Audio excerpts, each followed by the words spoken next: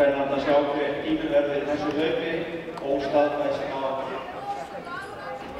á klukkunni 9:07, þannig að það kemur fljótlega í ljós hvort að þarna séum bætingar ræða á metinu.